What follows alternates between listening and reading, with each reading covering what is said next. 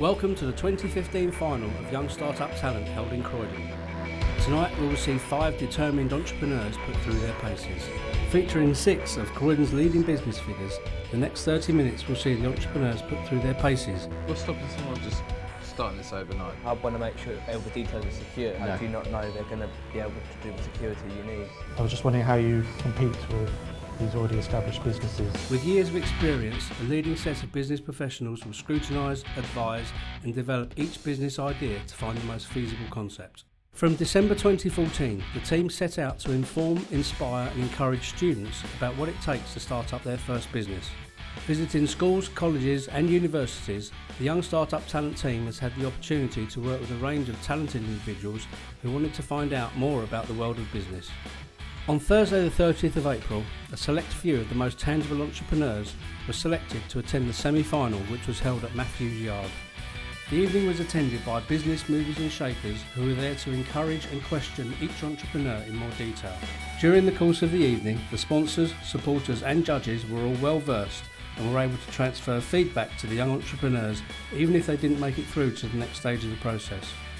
Later that evening, the Young Startup Talent team discussed each of the candidates in more detail to provide suitable feedback to allow them to develop and grow whatever the outcome.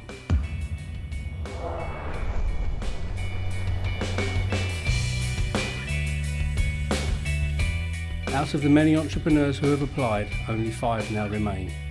As they prepare, let's meet the judges. Featuring on the panel for 2015 includes a young entrepreneur who founded digital media agency Towers Design at the age of 11. He now houses a workforce of 15.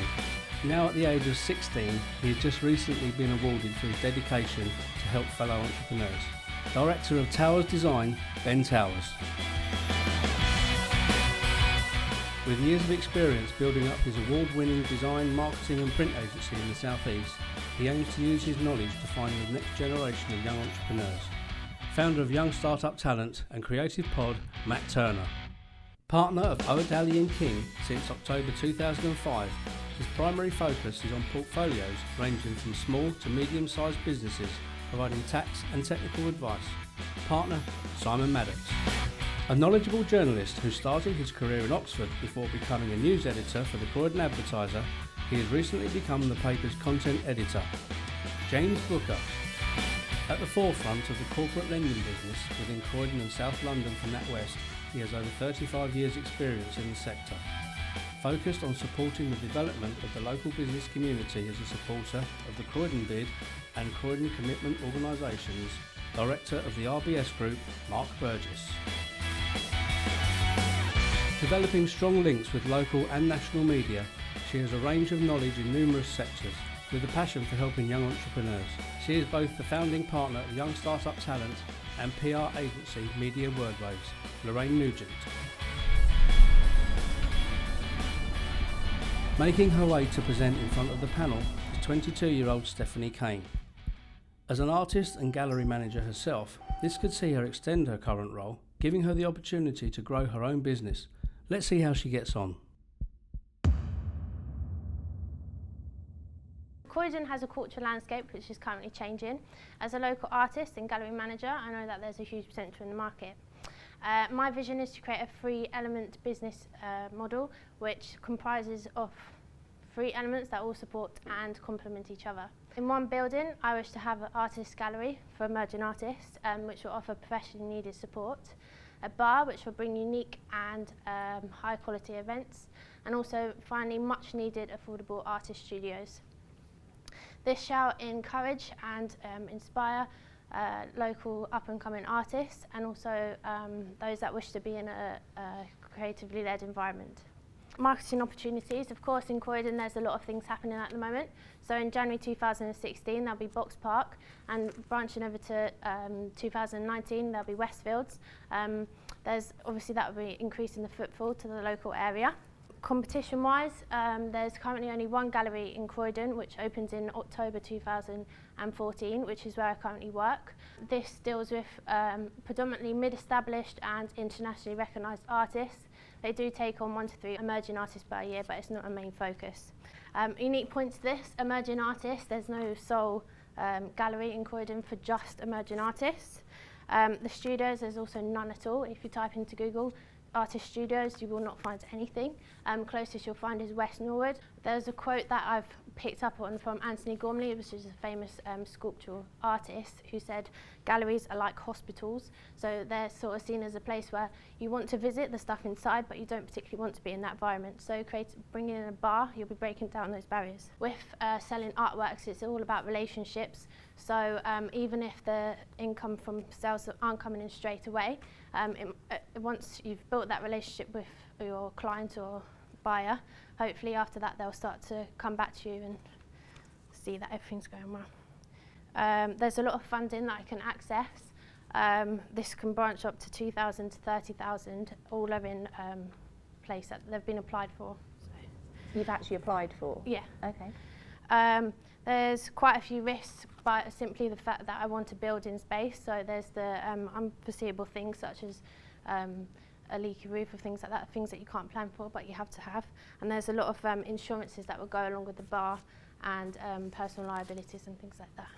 In terms of how it's going to look, would you have one space that would double up as a gallery and a bar, say using it at different times, or would there be separate spaces in the same venue where people could, say, work on their art and then people in another room go to the bar and everything like that? How would you envisage that working? So I'd have a separate entrance for the studios, and then also for the gallery, you just sort of walk in straight away, and then you can go downstairs to the bar.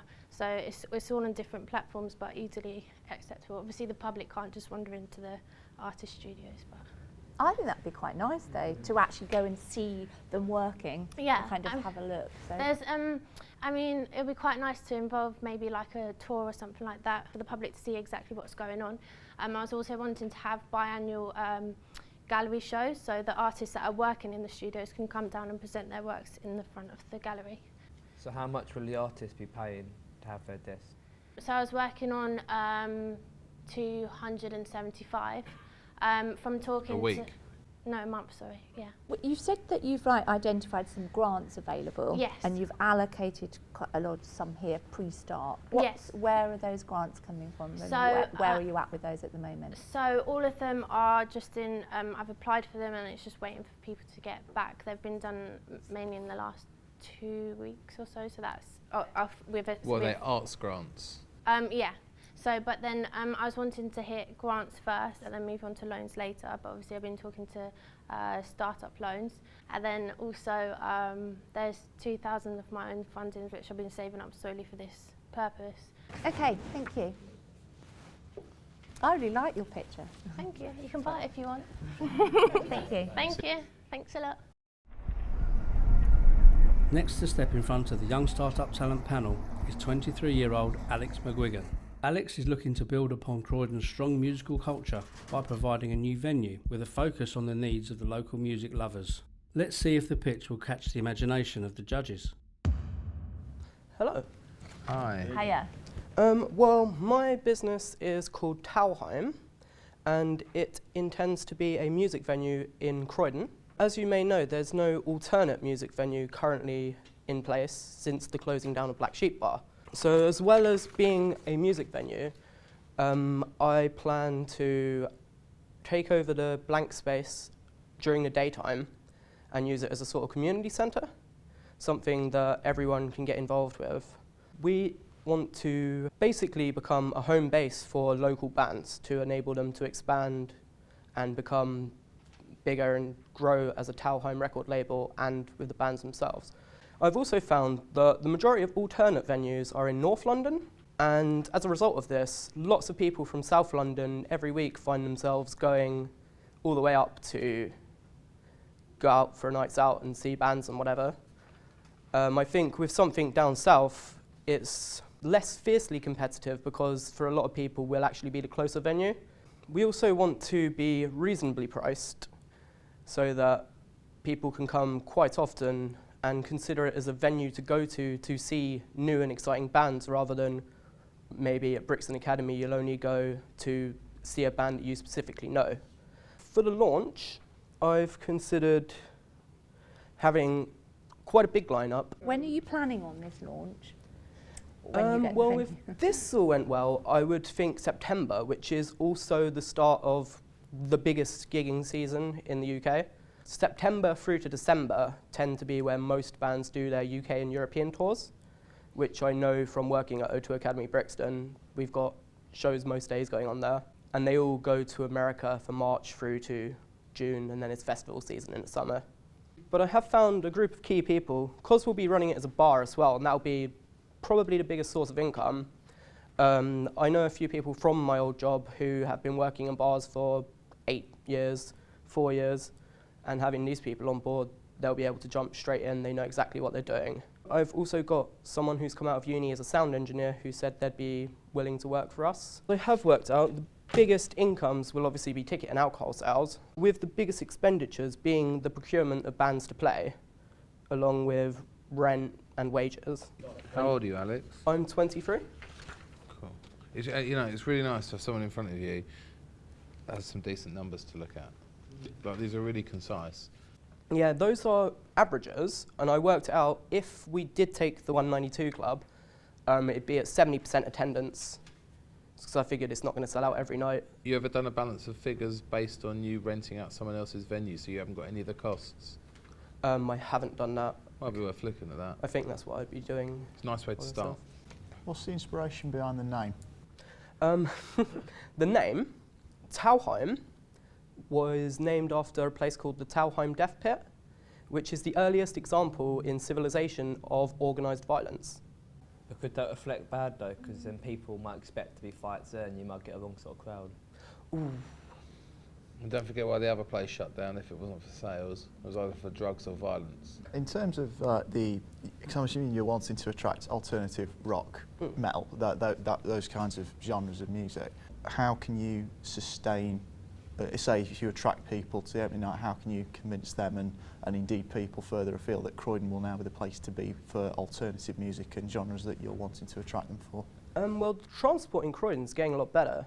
There's recently been talk of the tram lines coming up from Sutton into Croydon as well, and the 154 is going to be 24 hours from September, and it's just a case of being really on the social marketing, flyering everywhere, getting the name out.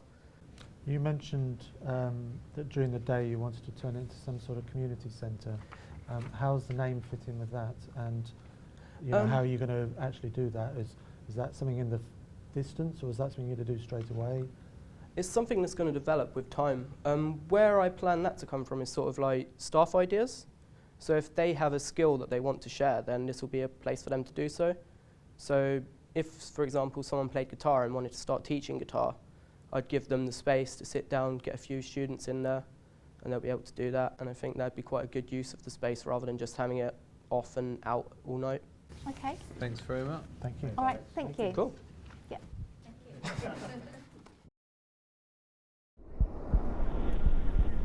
Next to make her way up to pitch is 25-year-old Vanessa Carey. Her aim is to create a 100% natural handmade skincare company using her personal experience. Let's see if Vanessa can impress the judges. Hey, hi, my name's Vanessa and my business is Azarpay. Azarpay is a 100% natural skincare company dedicated to making products for dry and sensitive skin. The name Azarpay comes from my son Ezra and my daughter Agarpay. I'd like to give you a sample of my product, actually. This is my rosemary body butter.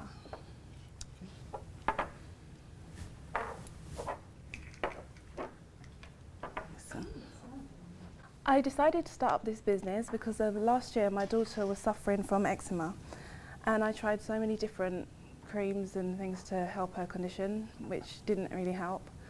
So I decided to make my own because I didn't know what else to do. And to my surprise, the cream actually worked. So I thought, if it worked for her, it will work for other people. So I thought I want to set up my natural skincare business. I spoke to a retail store in Marylebone, and they said that if I wanted to get my product in the store, that they would have to look at my brand first. So brand is really quite important. After talking to them, I realised that they only take about one product in the first month to see how it goes, and then it's depending on my marketing, how well my brand will do, that they will take more stock from me afterwards. Did they say how many of your product they would take? In the to beginning they start said with? just one. So you're telling Literally me they're going to one? buy one little pot and stick it on a shelf And see if and say, anybody come and buys buy it? it? That would be the online shop, the online boutique. Oh, Oh, okay. okay, Oh, that's I different. see what you mean. But Okay. the other one, the retail one, they said that I would set the minimum order. Can we have a look at your branding? Yeah, as I changed my logo from Okay. before. Okay. Oh,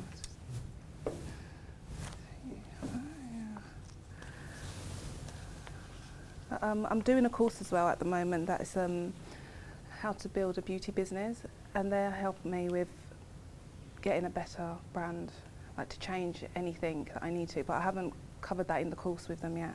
Okay. The feedback that you've had initially, is there a particular preference for each individual bits of these? Or is it all as Well, one? I've only just given out the body butter so far. Where do you source all the things from at the moment then? What's the process? Say you want to make a batch of the body butter. Do you go in there, where do you source it, and then where do you sort of take it? How do you do it? Is it a long process? What's it? Not really, because I made the body butter like today. It's quite... What, this one that we've got here? Yeah, and the pot there, yeah, I made that today. It was only like 2 hours it takes to make, because it's the cooling time that takes a while, because it's just mixing the ingredients together, heat it up, and then I have to wait for it to cool down. What testing have you done to your product to make Yeah, sure I I don't have, wake up in the morning with big hands? Yeah, I've done the stability testing, which it passed, and it's got 3 years. Your retail price comparison chart, am I right in thinking that the ones ending in naturals, i.e. Handmade Naturals, Lizil Naturals, will be your major competitors? I think Handmade Naturals. Because I was just looking at the pricing, and you're more expensive than the Handmade Naturals for each, well, except for the body lotion. I was just wondering how you compete with these already established businesses on a more expensive footing, as it were. I think Handmade Naturals, they're happy being lower end, because I remember reading on their website they said that natural cosmetics doesn't have to cost the earth. So it's like they want to be cheaper, I think, than everyone else. But I wanted to price my products like in the middle. It smells very nice, Vanessa. But just how much have you actually sold at the moment? I haven't sold any. No, I can't sell it until all the testing's been done. So I'm planning to launch hopefully next month. Okay, all right. Thank you, Vanessa. Okay, thank you. Thank you. Next to make his way into pitch is a young entrepreneur who is looking to establish the London Falconry Company. Ross captured the imagination of the sponsors at the semi-final, but will it take off with the judges this time?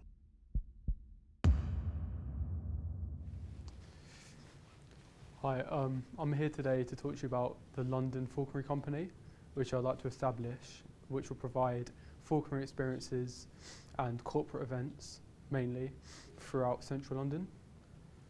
So the main part of the business is providing experience days to London residents and tourists in parks throughout London. So we've got locations which are accessible to people who wouldn't otherwise be able to experience this. There's areas for expansion into corporate events, working with companies for team building, as well as parties for children. The business is marketed as British and traditional, which attracts tourists, and that would be a key part of what the company does, would be bring a tourist activity. And we see the business actually expanding into a major tourist attraction.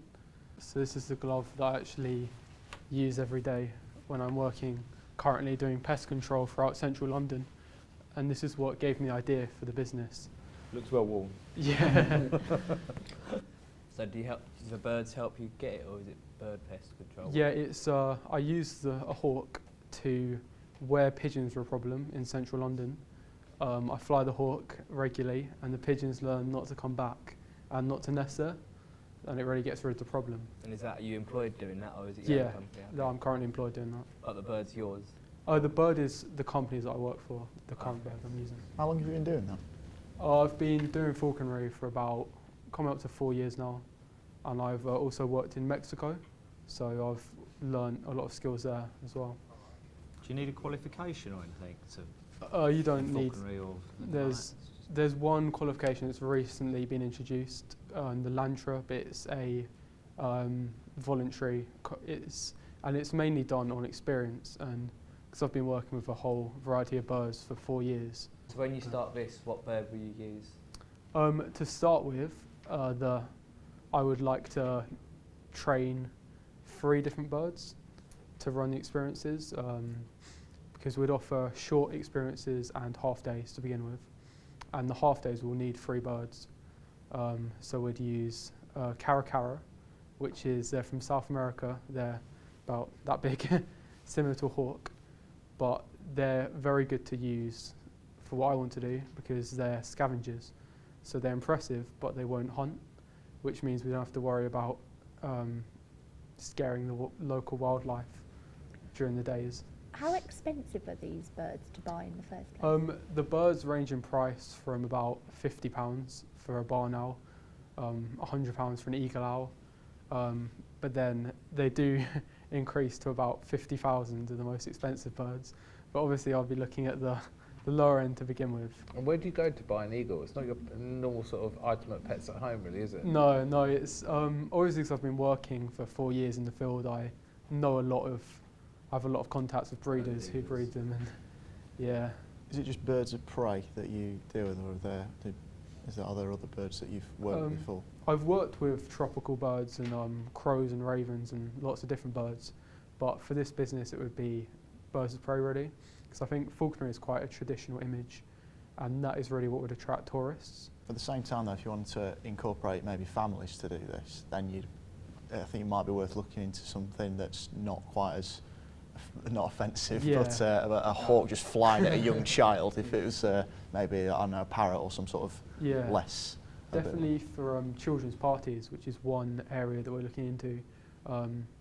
We'd also have exotic mammals, as well as, like you said, parrots, which I've worked training before. So we definitely use those for children's parties. What's the risks to, what's the worst a bird could do to someone? The birds we're using, this is another reason why we wouldn't use an eagle or a bird that could cause serious damage. The birds are all hand-reared, so they're raised around humans. They don't see humans as a threat. They don't see humans as a food source either.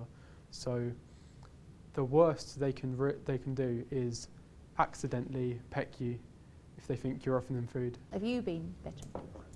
Yeah, it's part of this job. It's not a it's not a problem. You've still got all 10 fingers? Yeah, it's really, it's just a precaution to tell people so they don't think the bird is biting them, but it really doesn't hurt. All right, thank you. Well done.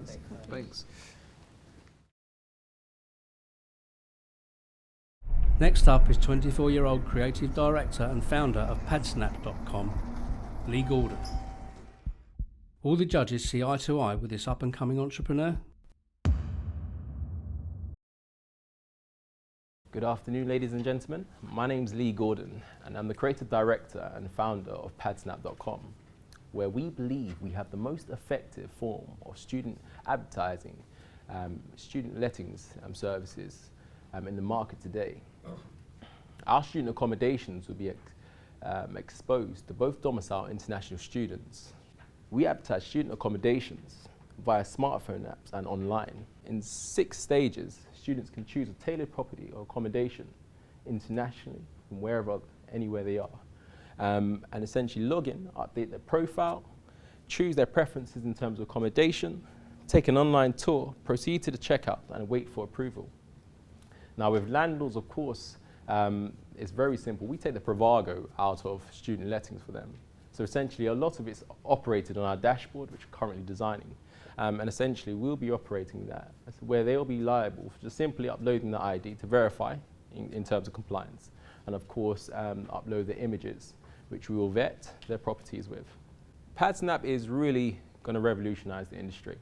Unlike all our competitors, we'll be the very first to penetrate the market before students actually choose their university. So unlike the traditional models and many of these online models, which you see in the competitors pack, they address students at the point after they've chosen a university. Now, the crucial point in our strategy, how we're going to essentially get leverage and have that step ahead, is simply by, like UCAS, addressing students while they're in colleges and sixth forms. Do you think, though, first-year students Definitely. would they look to go into halls in their first year rather than going into other accommodation in an area? That is a big challenge, and I think one of the customers would be private accommodations, because a lot of the universities across the UK have the big problem that they never have enough halls because they oversubscribe. So they outsource to private accommodations and private landlords, which are on SASH schemes and other supported university schemes, which are free for landlords, but they're never really secure or vetted. I myself went through one of those, and a few of my friends, and they're not really vetted, of course, and it's something where it's really accessible. So there's still a population, a vast majority of students which don't go in the halls, and they choose properties which are local to the university, so they don't miss out on the fun. What's stopping someone from Rightmove just starting this overnight? They've got the platform, they've got the marketplace, they've got the brand, the cash and everything else, and it's, you know, Irish student Rightmove. I'm happy you asked that. Rightmove, the fact that Rightmove is a property window and not an estate agent or a letting agent is something where they'll be destroying their business if they did do that. They have the liquid cash, and of course if they wanted to start this business they can. Nothing protects an idea. But it's something where they'll lose a load of their customers because estate agents, letting agents use their sites to advertise their properties. There's For a conflict students? for students, for everywhere. I think the great thing about us is that where we've got a unique point in targeting students specifically, is something where it really does give us a little more value and recognition. So with the software behind this and the website and the app and all that, has that started to be developed, and when is that likely to be finished? We have developed this already. I'm currently doing the design process. It's just the coding, the wiring of the website, which is really the next step. And I would need to secure the funding to essentially take that step. How much do you reckon it will cost to develop the back end of that site? Both the mobile and the online app, with our team, is going to cost £2,000. If I was at a property on your hub, want to make sure all the details were secure. Yeah. And just going by a friend you know, how No. do you not know they're going to be able to do the security you need? Yeah, so we've already signed a contract which should be listed in there as well, of their duties, the iteration, the SEO optimization, the fact that they'll be doing the CSS, they are API knowledge, so the mapping will be all perfect. They're sophisticated with e-commerce, they've worked with larger companies before. I think it's just one of those moments where I've been fortunate to say I know the baker, so I get free bread. I've just got a question around the size of the market. Have you got any figures around how many students have to go private, if you like, to another landlord? It varies. With one of the halls in Southampton University, say for lease, there's 40,000 students. The halls can only take 18,000 students. One thing traditional letting agents do specify is that you need to visit the property, because there's a letting agent and they've got the high street, they've got a different business model, and you need to wait for your co-tenants to actually sign an agreement as well, which really in my situation delayed me a lot, because we had to wait from other people to come from different directions and come down to visit the property to get things off the market. You'd want to visit it, because if I was going to university, it's all about the experience. Definitely. And I don't want to rock up to some place that looks good We're when recorded. We're not eliminating that. It's certainly something where students will be able to send messages which will be vetted directly to the landlords to view the property and arrange a meeting, and they'll be doing that. Great. Thank Okay. you, ladies and gentlemen, for your time. Thank you, thank you. Thank you.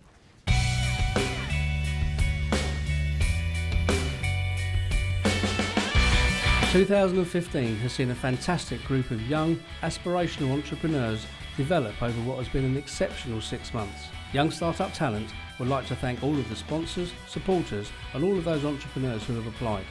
You all have the opportunity to stay in touch with the team, who will be able to help and advise you in your businesses. With our expansion into Croydon, the Young Startup Talent team have been able to inspire more entrepreneurs to follow their dream, as well as the launch of our entrepreneurial boot camps for educators of all ages. To everyone who has entered the process, I would like to wish you all the very best for the future, and we look forward to you keeping us informed of your progress.